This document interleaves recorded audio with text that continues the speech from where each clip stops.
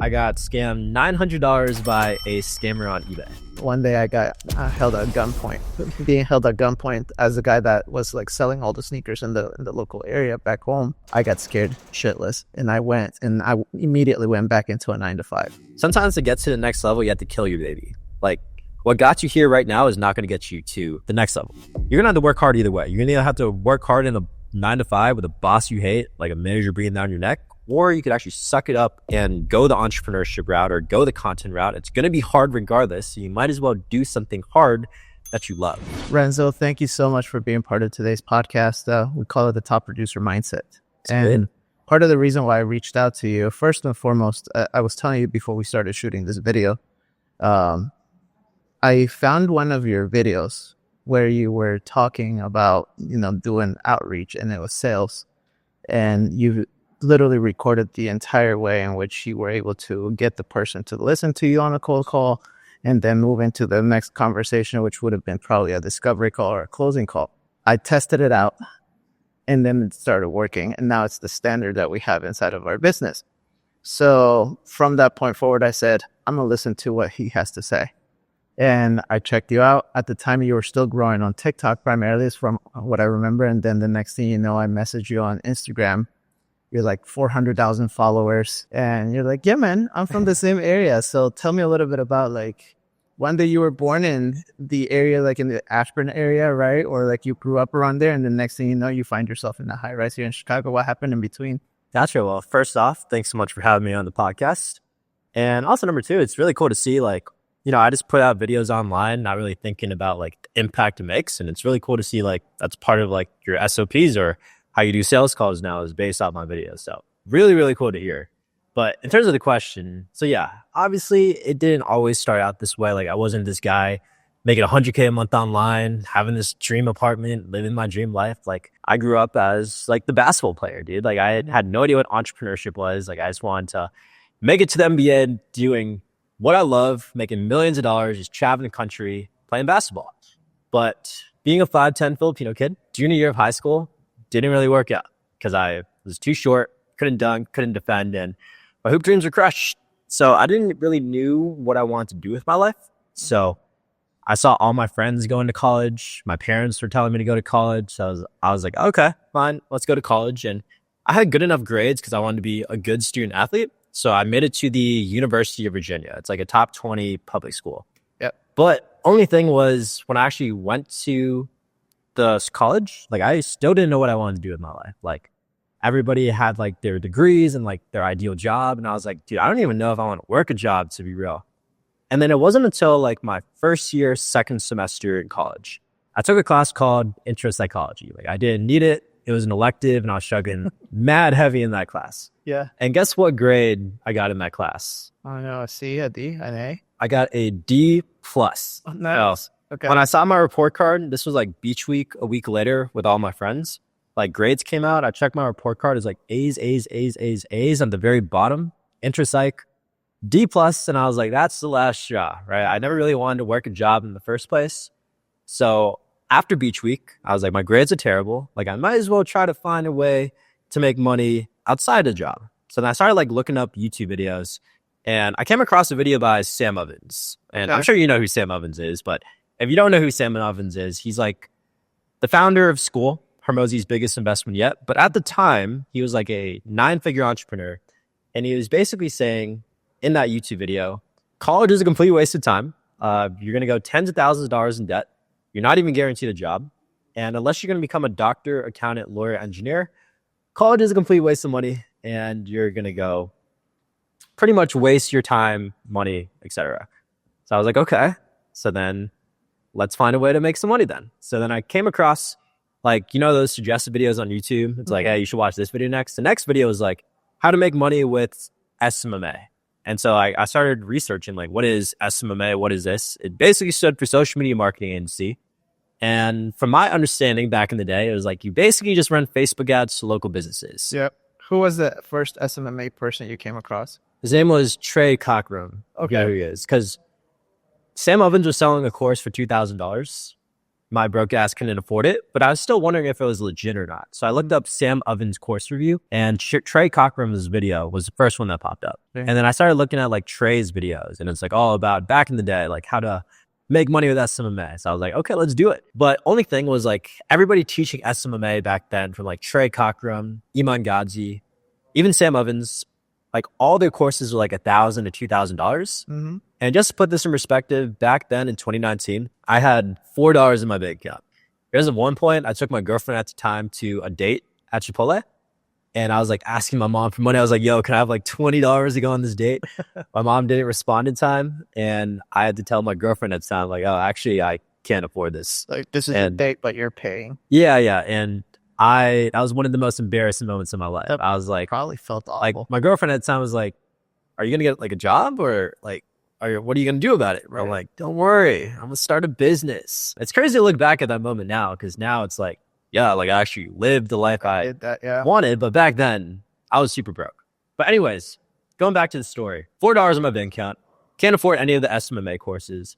So unlike everybody else who makes excuses, I was like, you know what, fuck it. Like, I'll get a course in this podcast. Yeah, I was like, yeah, you know, fuck it. I'm going to try it. I'm going to do this for free. And so I just like watched like a YouTube video on how to run Facebook ads. I watched like a couple cold calling and cold emailing videos on YouTube, and then I tried it. So I tried cold emailing a bunch of business owners. I can't even tell you, like, that was the scariest thing ever, like actually sending an email. Didn't work, got no responses.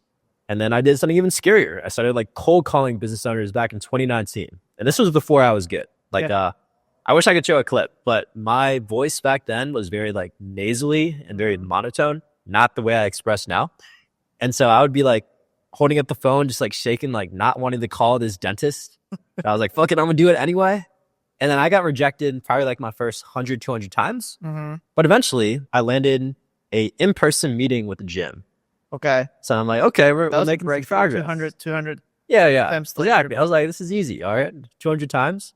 Drive to the gym. I was wearing a suit. My mom, like before I drove, she was like, why are you wearing a suit? Like, the hell? But I was like, yo, I know what I'm doing. Like, this is for business. Drive to the gym, talk to a business owner. Honestly, like the same seating as this, like 2 seats. We talk like, yeah, I can run your Facebook ads. I'll get you some customers. And I was like, yeah, dude, like, sure. We'll set up a free trial. Just text me when you get back home. So then, like, I'm like, damn, this is the easiest business model in the world. I'm like smiling, driving back. And then when I get home, I text them like all the details, and I just see a left on red. And I'm like, okay, you might be busy. But like a couple of days later, still left on red. So I'm like, okay, I guess I got to find another client. So then I did the same process, this time actually for real estate agents. So I was cold calling a bunch of real estate agents saying like I could run you Facebook ads. Eventually landed another meeting. I forgot it. The company was called like EXP Realty. Have you heard of them? So I was like a real estate agent from there. So I'm like, yeah, I could run your ads. Same thing. Like, yeah, dude, text me when you're back. So then I text them, same thing, left on red. Yeah. And then it just kept going. Like I got ghosted probably 3 times. And then finally the 4th one, I eventually landed a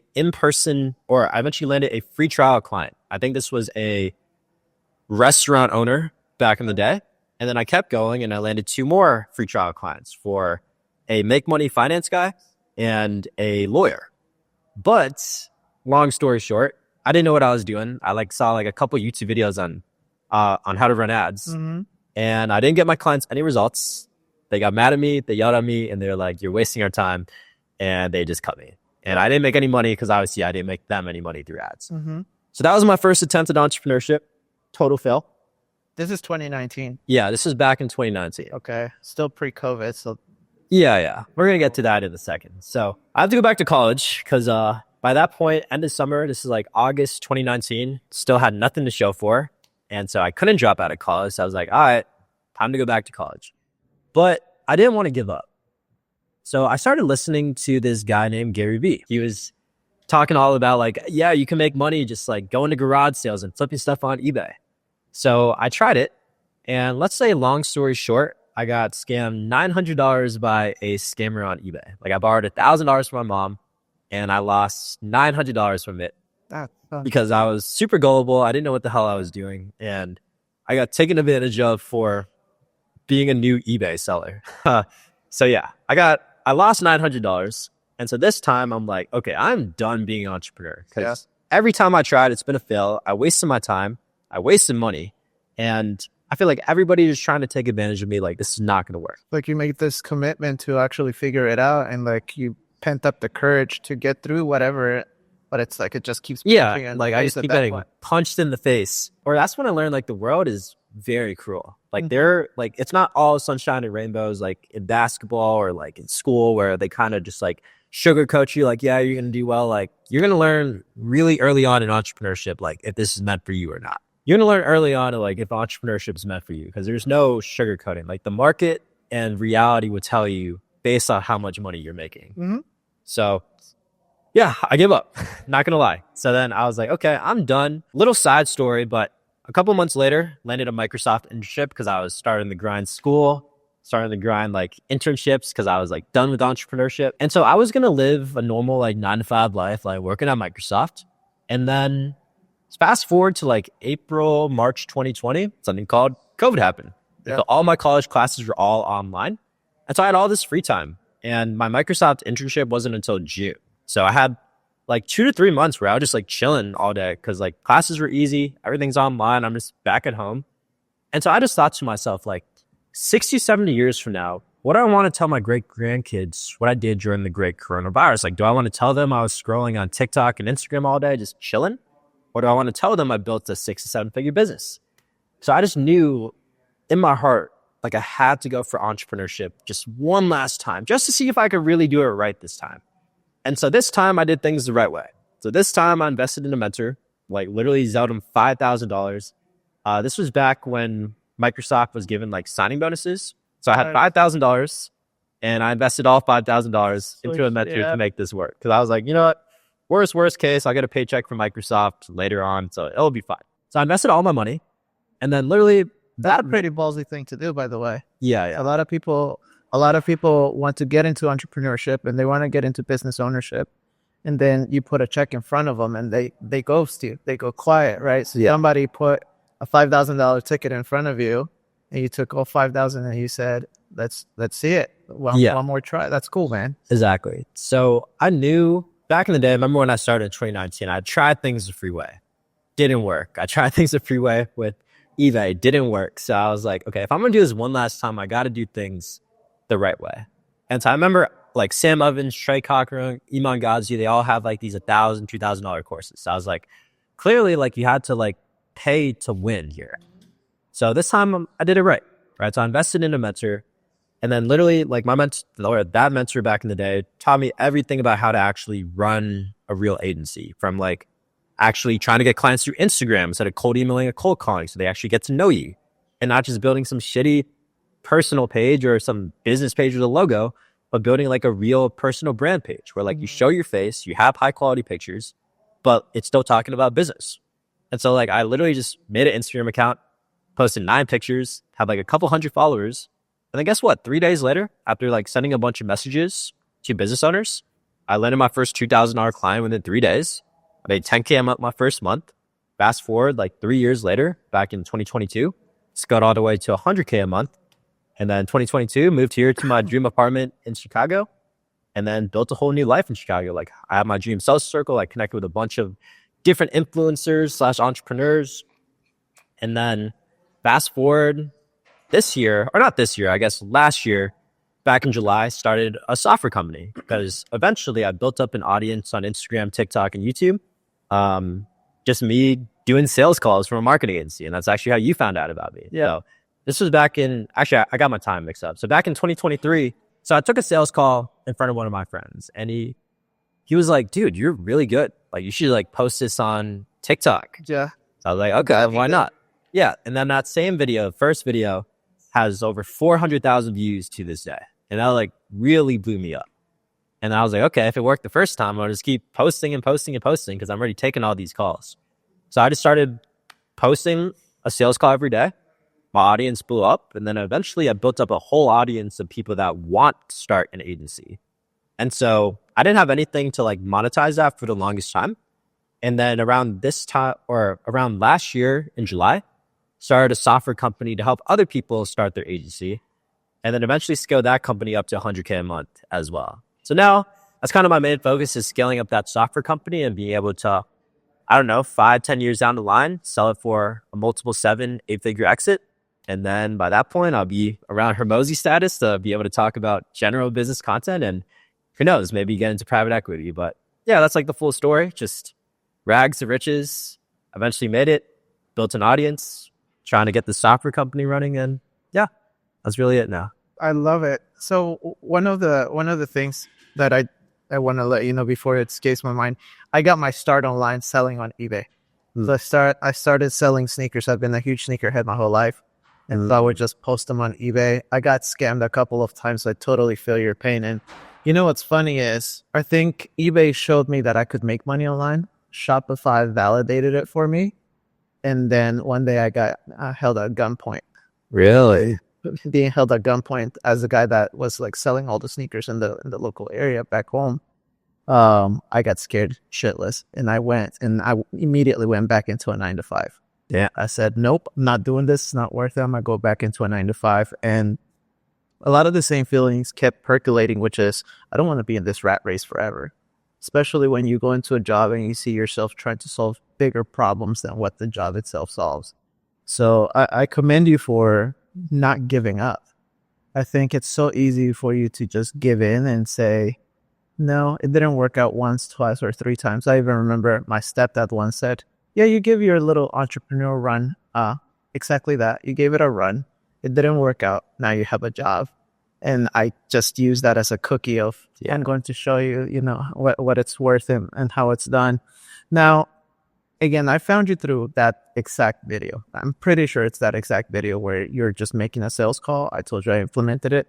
But one of the hardest things that the audience that's watching this podcast suffers from is, well, 2 things. One is having the willpower to stay consistent with creating content. And then the other one is taking enough action to monetize that content. So let me explain that a bit further. When it comes to creating content for a real estate audience, they all now understand the power of it, which is through videos, YouTube, social, TikTok, all of it, right? A lot of them get stuck in this, I need to be perfect mindset for the content. And so their content never blows up the way that they want it to. And the ones that do, and they end up getting some business, they refuse to contact that business because now it's sales. So I guess I have a 2-pronged question. Number one, what would you advise to somebody that's in the world of business, in the world of real estate, that is thinking about creating content? Because you found your own path organically, which was like through the recorded sales calls. Now you're doing day in the life and you're doing like daily vlogging and things as such. So take us through that journey a little bit. Yeah. So believe it or not, like I actually helped a real estate agent blow up in Chicago. If you guys ever look up Dean Chicago or Dean Chicago Living on Instagram or TikTok, he is killing it now. I think he has over 100K on Instagram, TikTok. His views are a lot better than mine now. He gets like 200K to 1 million views of video. Oh, wow. And when I met him, like he was trying social media, but it wasn't really working out. And so social media is a mix of consistency, like you said, like keep going at it, don't ever give up. But it's also a mix of like having like the right knowledge in terms of like how to get people's attention, how to edit your video properly, how to retain people to watch to the end. So when we talked, first I fixed his editing because his editing was awful. It was yeah. A lot of people try to copy like Alex Hormozi with all the pop-ups and animations, but I think that was cool for a little while. Yeah. And everybody started doing it. But quite frankly, it doesn't work anymore. And everybody's still doing it with all the fancy animations. Like people want to just be able to see the real value and authenticity of a video. So you can do captions, but keep the captions clean, right? Don't have any animations or pop-ups, just simple CapCut captions. Or if CapCut's banned now, then I don't know, just simple captions that have no animation. Just keep it white and keep it chill. And then from there, in terms of like editing, like every millisecond counts. So there can't be any dead space, no ums, no ahs. Like you could do that in filming, but when you actually are talking on camera or when you're editing it, like it has to be cut. So like every one of my videos seems faster than it is because even the smallest millisecond that I'm not talking is edited out. And then finally, number 3, it's literally just a game of just testing everything until you find a format that works. So example for me, like before that sales call video blew up, like dude, I probably posted 300 times on TikTok getting 200 views. Yep. And then it wasn't the 200 view jail. Yeah, like for the longest time. And that was like over a year, right? Like a year of consistently posting jack shit, nothing. And then finally I had that one sales call video take off and boom, now I'm here. Now you have like a proven roadmap of, okay, I see what's working for me. Let me just do that again. Yeah, exactly. And then for my friend Dean, like he was trying a whole lot of like lifestyle, like showing Chicago, trying to, sell the dream of Chicago. And then we found a format where it's like, why don't you just like ask people to tour their apartment? Because we saw some people doing it in New York, some people doing it in Miami, Austin, but nobody was doing it in Chicago yet. So there was like an untapped market right there. Like, let's try it. So then I was his first video. It did okay, had like 50K views, but considering back then he was only getting 1,000 views, like that was a lot. So then we kept doing it over and over and over. And they got 100K, 200K, a million. And I think his best video is around 8 to 10 million right now. Wow. And so now, fast forward 2 years later since we did that, like when I first met him, so I had a birthday at a club, or it was my birthday, 2023. We had a table at a club. And at that point, like a lot of my friends, like I had to cover a little bit of their share because they couldn't fully afford it. But now Dean is printing off of TikTok and social media. So now, obviously he's a real estate agent. So he gets inbound leads coming to him, asking him to tour them on different apartments. Two is he's making like 4 or 5K a month off of just TikTok ads alone, or like TikTok money alone. And he's also making Instagram money. I forgot what it is, but a couple hundred to 1,000. And so yeah, now he's making a full-time income from home, or not from home, but full-time income, just literally just making videos, Creating content. and he doesn't have to do any more Facebook Marketplace ads or reaching out to people. Like everybody comes to him now. And so it's all because he just kept posting and eventually found that winning format that worked and had the right editing to make it look good. So I have a follow-up for that. How do you then, what would you say to the person that doesn't have the patience because they need a deal next week, but they want to go the content creator route? So in my world, I say, well, then pick up the phone. Here's a list of people that you can go ahead and cold call. But to your point, you took yourself through the reps and you built the muscle of hearing no enough to the point where it doesn't face you these days. You're like, well, they're the ones missing out, right? Yeah. Not everybody starts that way. So what would you say are some practical things that would help somebody get ready and started and cold call it? So yeah, to answer your question, I always think of in terms of short term and long term. So like even for me, like before I was blowing up and I was getting 200 views, right? So I was still posting content knowing that one day in the future, this will pay off in the long run, but I still had to put money on the table. So I was sending a bunch of cold DMs on Instagram to business owners to start landing clients. Yep. And so even now to this day, right, I'm like my short term is Instagram, like going viral is pretty easy to me now, but YouTube is still something I'm working for the long term. And I think it's going to be the same exact effect. Is like a couple of years from now, I'm going to blow up on YouTube and that's going to be an even bigger source of revenue for me. But for now, I'm working that as a long-term project while still using Instagram to put money on the table like that. So yeah, you should be creating content while still reaching out to people if you don't have an audience. Now, in terms of cold calling, it really is just recording your calls and then like watching yourself back. Like that's how I got really good at sales. Is the second I started recording and watching, I was like, damn, I fucking suck. Like I had to get better. Like no wonder the prospect hung up, or no wonder the prospect said no. It was like the way I said this is off, or I wasn't listening, or I cut him off. So there's all these little details that you don't really realize about yourself until you actually watch you from a non-biased third person point of view. Yeah. I think it's so important for you to like pay attention to your actions, right? I always compare the game of entrepreneurship or business to that of an athlete. Like you have your practice days so that you can show up on game day. And if you're in a world where you need to print of any sort, where you need to make sure that you got the opportunities available to you, or that you're bringing in the opportunities, you kind of have to go through the motions of learning what works and what doesn't. And you need to be willing to pay attention again back to the tape. It's difficult, I think, for a lot of people to watch themselves back because they know that the second they have to watch themselves back, they either improve or they maintain the behavior. Right. So in your case, what was I need to watch this stuff because I really need to get it right? What was that switch for you? So I didn't really start listening to my calls until I finally had enough money to buy Sam Oman's course that we were talking about, 2K. It was the Consulting Accelerator. He doesn't sell it anymore, but like the biggest thing he hammered home is like feedback, right? It's all about feedback loops where you have an input, which is like example, cold calling, taking a sales call, posting content, right? And then you get feedback from the world, right? So whether you make the sale or you don't, or you set the appointment from the cold call or you don't, or the video goes viral or it doesn't. And then instead of looking at the feedback if it's bad as a failure, that's like, okay, now you have to reiterate and just keep improving and reiterating over and over and over until you finally figure it out. So for me, like my close rate back then was god awful. Like everybody was saying like, yeah, dude, I'll do it. Just give me a couple of hours and I'll get back to you. Or like, yeah, dude, like send me the payment link. Got to talk it over with my girlfriend and we should be good. And then every time I would never close. So I'm like, okay, I need to figure this out.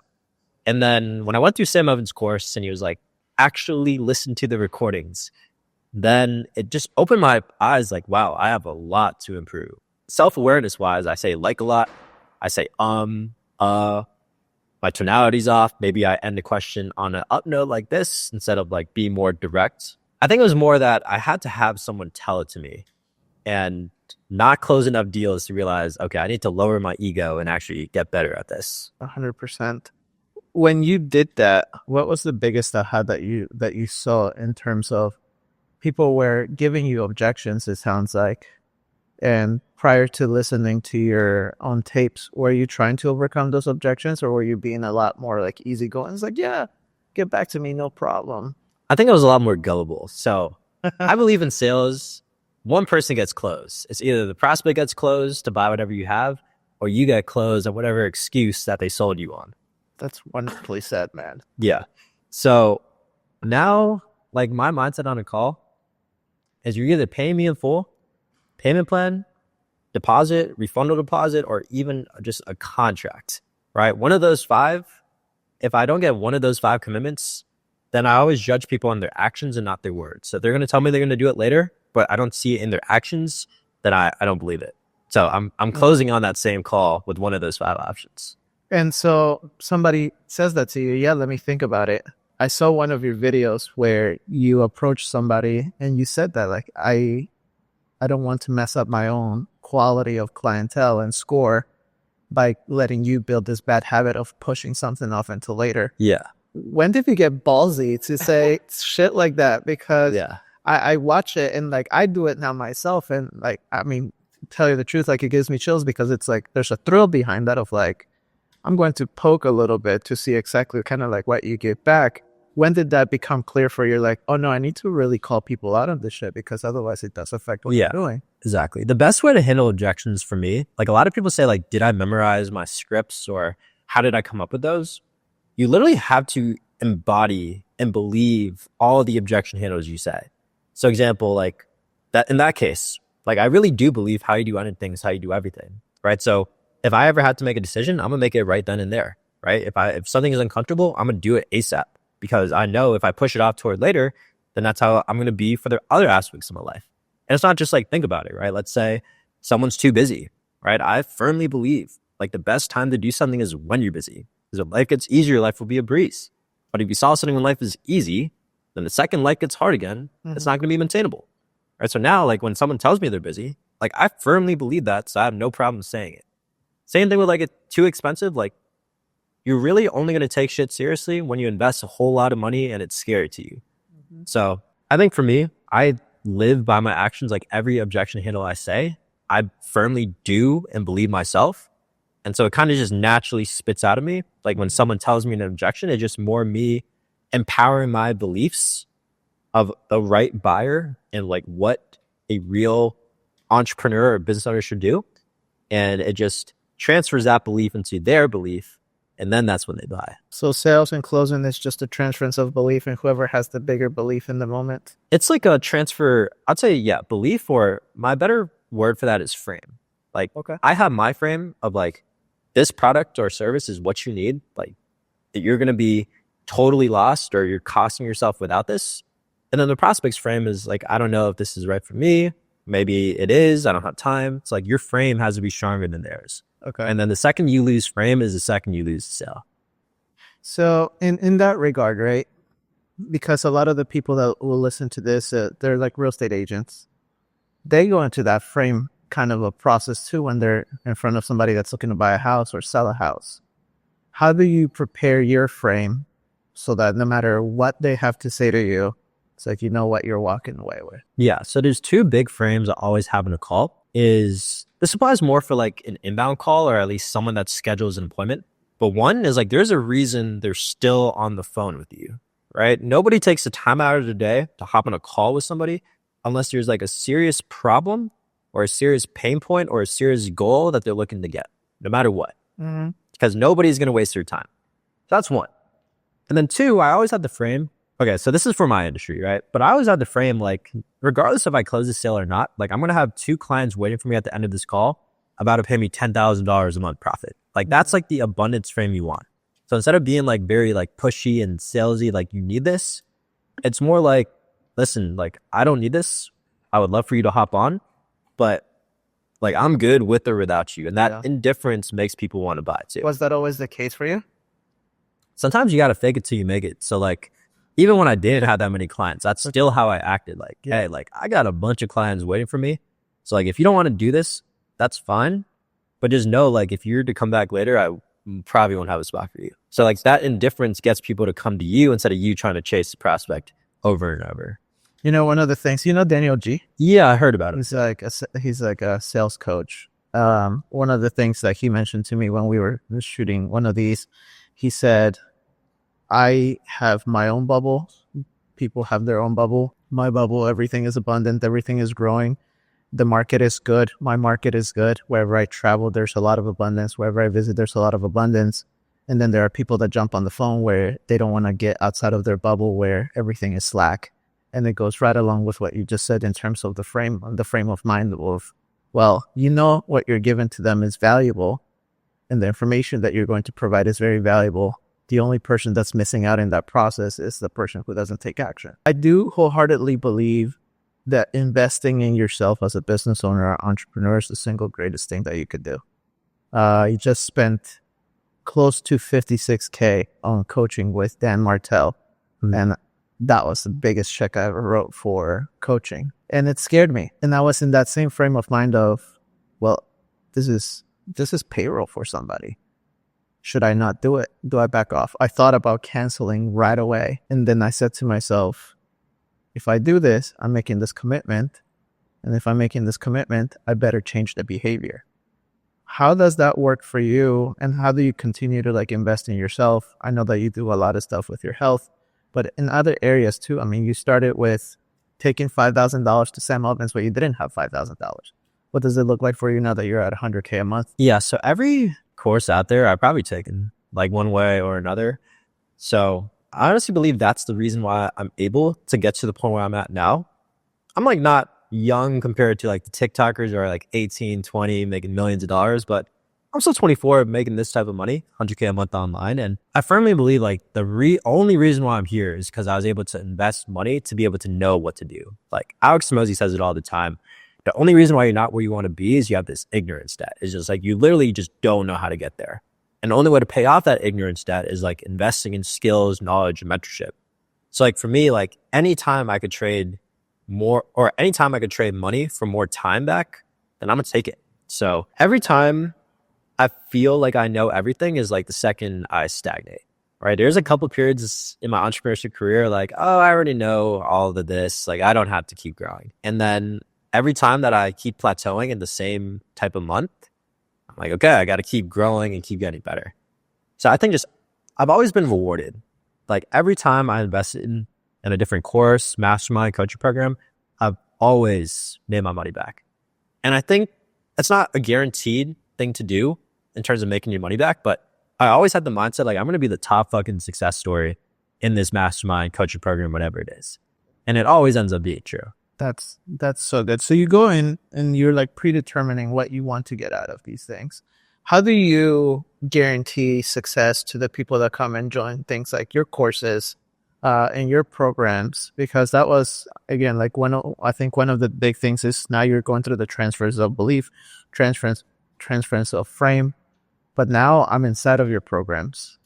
And now obviously you and your team are going to consistently have to show up in front of them and really help them go from whatever they were at to, I think it's like how to make your first 10K or something like that, right? Yeah. So we have 2 offers, and both of them have a double your money back guarantee. So it's not just a full refund. Like if we don't get you results, like you're guaranteed to make double the money you make. Is that a James Flanagan thing?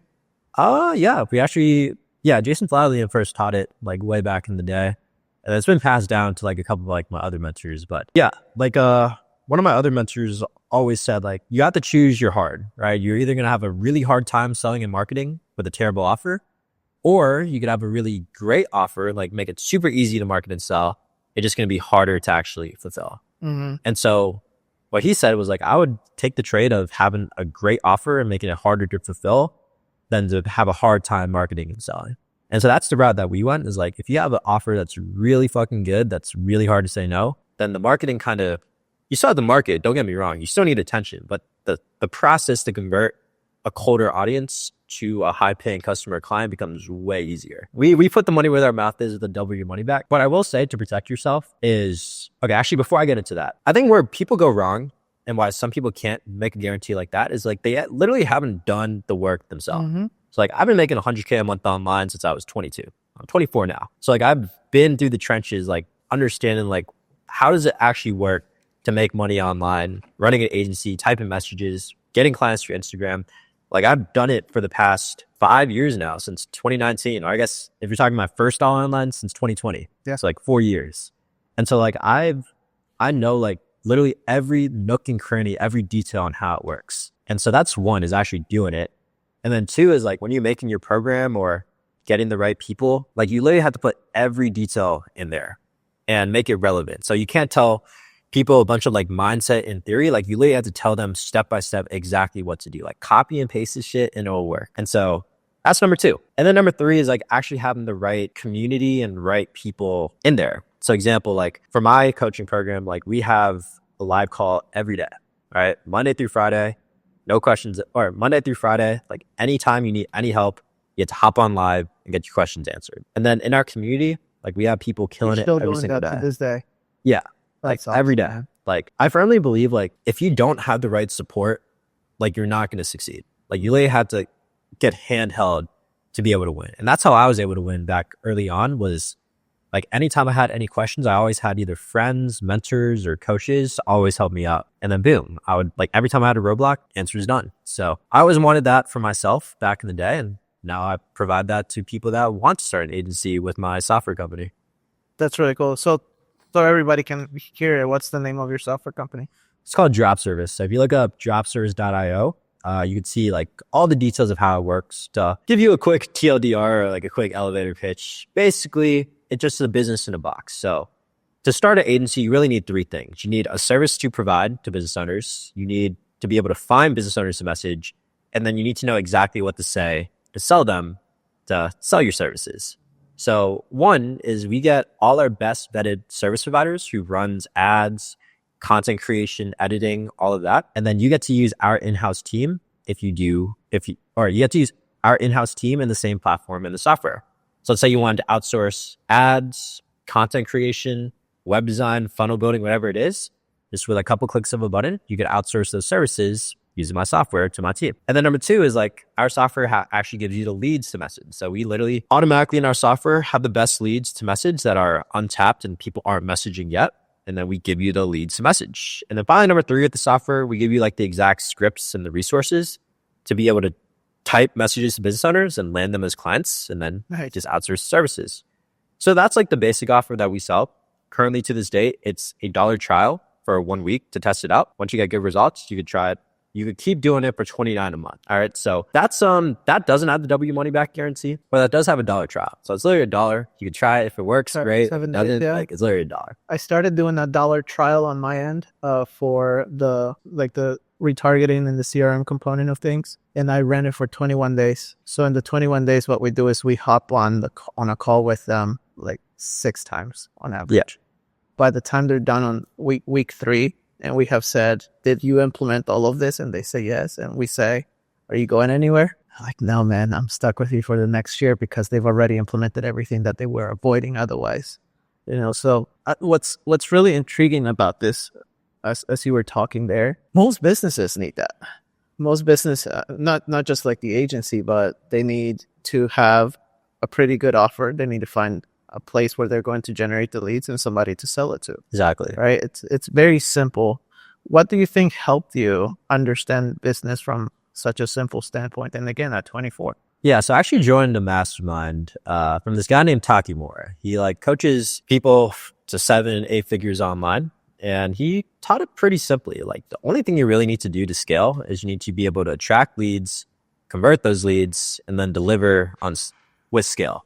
So I learned early on, like simplicity scales, and then complexity, entropy, and chaos is really hard to make more money if your business is all over the place. So I always try to think of things in terms of like, how can I just break it down into like 3, 5 major components or major steps, and then just focus on those 3 to 5 things. Mm-hmm. And as you like started doing this, like with the software and things like that, so the people just sign themselves up, or do you still do like sales calls and things like that with them? Yeah. So back in 2023, I read the book called The Linchpin Model by Russell Brunson. Yeah. And it basically taught me the importance of not just having like a high ticket offer, like 4, 6K one time, but having like monthly recurring revenue too. So we kind of just took that book and implemented it to a T with my new software company. So we have our webinar/free class. And then when people sign up for that webinar/free class, on the thank you page, we say like, hey, to get ready for the free class, sign up for your $1 trial of my software. Check out the details here. So you immediately get users. Yeah, exactly. So while people are waiting to show up to the free class, we're automatically selling people on our $1 trial, $29 a month software subscription offer. So yeah, it's kind of just like that book to a T, just trying to get as many different ways to educate my audience to be able to sell them, or not really sell them, but give them the best offer they need to help them succeed. So you figured all of this out at 24. I can promise you there's going to be somebody that's going to watch this that's been doing this for 25 years. And they're like, what the right? What would you say to that somebody that's clinging on to old practices and ways about doing business? I think it's what I mentioned earlier, is just feedback wins. So if what you're doing right now, the old way is still working, then great, keep doing it. But at least in my experience, like the market is always changing. And like what worked a year or 2 ago does not work now. Same thing with content, same thing with sales processes and funnels. Like the market always wins. So, I mean, if what you're doing is the old way and it's not working, then sometimes you have to face reality and realize like, hey, like you got to make a change here. Absolutely. And what do you think keeps people from making those changes? I think it's always scary making a new change. So example, back in 2023, I was making 100K a month online just through sales calls. Like I was taking 8, 12 sales calls a day, just grinding one after the other, kind of like my Rocky cutscene, just doing the work every day. And I eventually came across a better, more scalable model where instead of like closing people one-on-one all day, every day, like you sell to the masses, you sell one to many. But I never did that before. And that was super scary. So it's like, do I want to take a risk at potentially dipping my 100K a month income to a totally different model? So I think it's just the comfort of doing the old way is what's familiar, and doing something a new way or a different way is like really scary because you could mess up your entire system. But one of my friends back in the day told me like, sometimes to get to the next level, you have to kill your baby. Like what got you here right now is not going to get you to the next level. So example, what got me to 10K a month was not going to get me to 100K a month. And now like what got me to 100K a month is not going to get me to $1 million a month. So it's just every new level, there's like a whole new game you have to play, which is super scary because you never did it before, but that's the only way to get there. So to somebody that's watching out there, particularly in the world of real estate, they don't always get to 100K. A lot of them don't even get to, quite honestly, like 60K a year. Okay. What would you say to them in terms of the frame of mind of, yeah, I'm at 10K. How do I get to 100K? I think it's just like a sense of pain, right? So it's really easy to be at 10K a month and be like, yeah, I'm chilling. Like I'm good. Like I could go to Bali or I could just travel to Mexico and live a good life. But I'll look good on Instagram. Yeah, sure. Exactly. But I think it's just for me. So the best analogy I could say about this is, do you do any like long distance running at all? Okay. So especially when I'm pissed off. Got you. So let's say like you're going for a run, right? And let's say you want to run 20 miles, but that's a lot. So example, let's say you just want to run the first mile. So you run the first mile, but right when you're about to hit the first mile, you're like, okay, actually I could go for 2 miles. And then you go to the second mile and like, oh, actually I could go for 5 miles. And then once you're at the 5th mile, you're like, actually I could go for 10. And so like, that's kind of the same mindset you want to have with your goals. It's like, okay, cool, you hit 10K a month. Well, actually, why don't we go for 100K? Or why don't we go for 50K instead?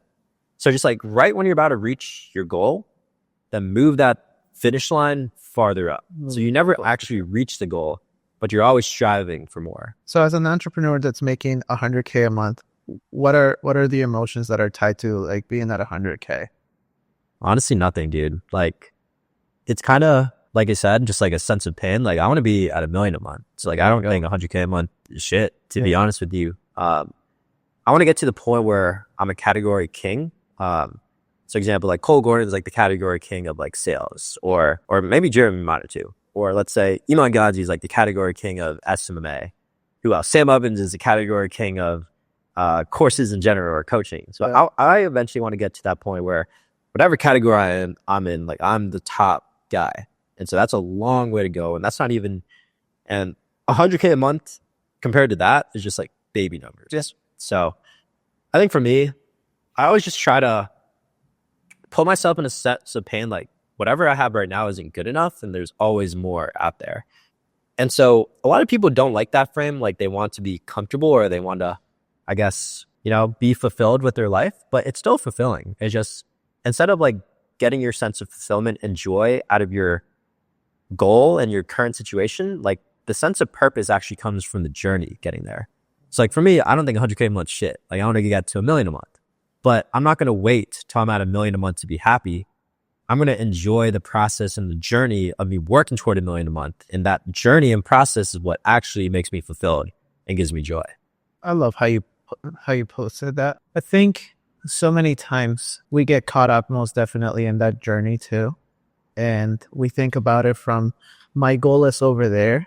And even though I've come this far, like my goal is $1 million a month. And even though I've come to 100K a month, I can beat myself up over not being at the $1 million a month. Or I can also look back and say, okay, so I got to 100K a month, but now I need to get to 150 to 200, Exactly. 250 and so forth. And so it's like the gap and gain kind of mentality of I still got a lot more to go, but I'm going to accept all the gains that I make in the process of it all. The last couple of things that I want to get from you, if anything, for anybody that is considering getting really good at sales, apart from feedback loops, how important have scripts been for you? How important has it been to just kind of like test out the waters and see, like, if I say this and say it like this, like, what did that look like for you? Because again, come across your video, sounds to me like you've been doing it forever. And I just happened to find out that you're like at the time 22 years old. I'm like, oh shit. So again, you found what worked for you. What would you say to that somebody that's trying to find the same? So I work with a lot of sales trainers and a lot of sales directors for even my sales team. And some people are like hard, like no script, just go with the flow or have like a framework. The absolute worst of if I don't accomplish this or if I don't get this, I think it's much easier to hold yourself accountable when you have a frame of mind of this isn't good enough. Like you still appreciate it, but it's like there's the dissatisfaction behind it. Yeah. Because like all change and all actions happen from a sense of pain. Like, okay, we'll get back to the original topic in a bit. But one of the most clear examples was I was actually going in my personal life, like a hard time this past summer. Let's just say like I had a huge friend group in Chicago back last year, or not last year, like 2023. And 2024, let's just say I don't have a huge friend group anymore. And so I was going through like a real tough time with something about that. And so like a year ago before that, like I saw one of my other mentors, his name is Jason Capital. So like $80 million online, I'm pretty sure, or at least $2 million a month at his prime. And he recommended this guy named Brent Charlton to like work on your inner child and inner teen state and like get rid of your triggers. And so back when I first heard that, I was like, okay, Jason, like I don't need that. Like, come on. Like that's just some like hippy dippy stuff. But when I was going through a real tough time back in this past summer, I was like, okay, I'm in like such a state of pain. Like whatever this guy is trying to teach, like I just need to learn it so I can fix this.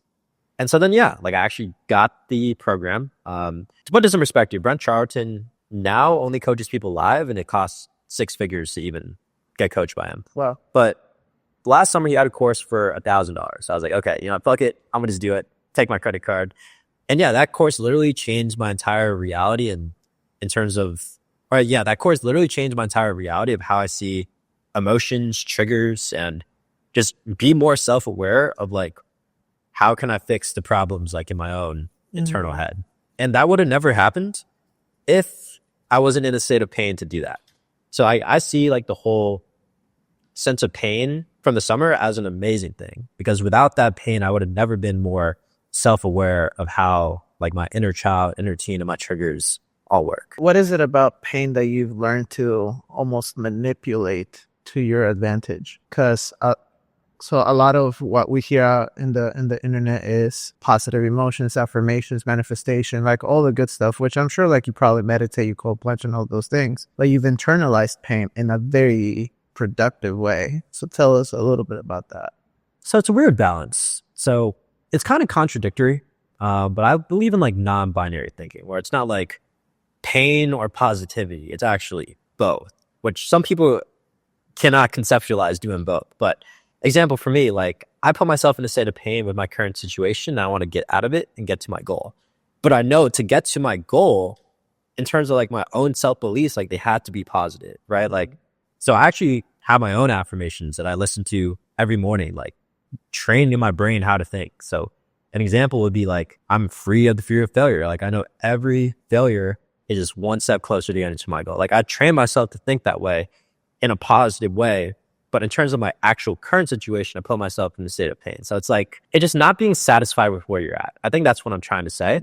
But to get to the goal, or the journey to get to your goal, has to be in a state of positivity and framed that way. Because there's like this quote I always live by, like, your thoughts create your reality. Like whatever you want to see in the world is exactly how it's going to be. So if you think like, oh, I'm going to be broke as hell the rest of my life, I'm never going to figure this out, right? Or life will give you that. I suck at sales, these prospects are broke as shit, then of course you're going to be broke as hell, because that's how you see it. But if you think the way, like, example, like right now with my content, I always have to think like viral videos are infinite, right? I could spawn leads now, like if I wanted to. Like if I wanted to have a viral video, I could get it done tomorrow. Yeah. And because I think that way, guess what? Now I go viral like once a week or twice a week, just because I have that frame of reality. So yeah, it's actually both. So it's not pain and it's not positivity. It's use both to your advantage. I like that you mentioned the thought process of it's not binary. It doesn't have to be one or the other. It can really be both.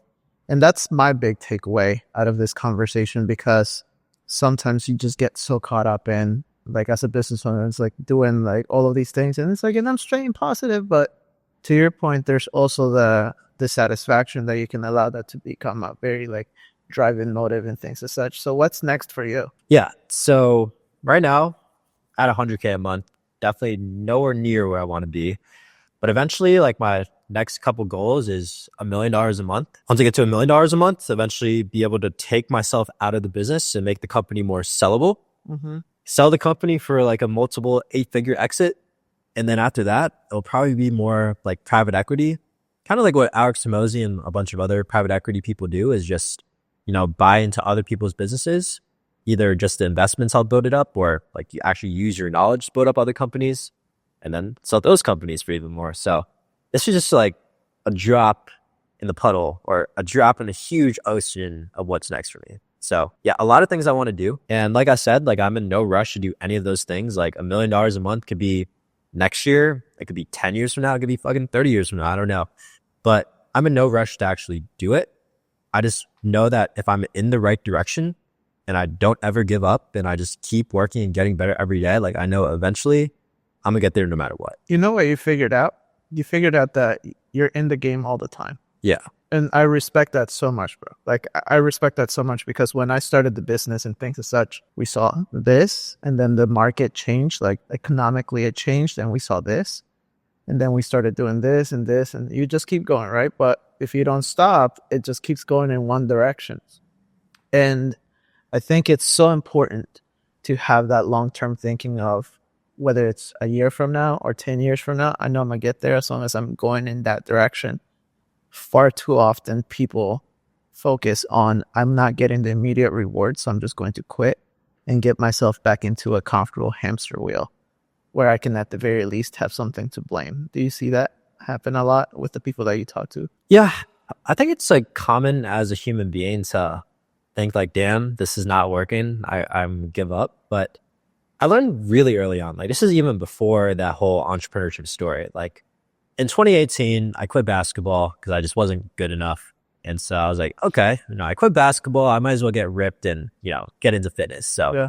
I bought this course, Kino Body, Grego Gallagher, bought his course for like, I don't know, like $40 on how to like get jacked and get ripped. And like the main takeaway I learned from the course was just, you have to, like, in order to get to where you want to go, it's going to take a long fucking time. And the only way to stick with it is to actually enjoy the process and be present with the process. So if you can't stick to something every day, then you can't do it. So example for dieting, right? Like it's making sure your diet's actually enjoyable, like eating the foods you want while still like being in a calorie deficit. It's working out to the point where you're not exhausted, but like, you still enjoy it.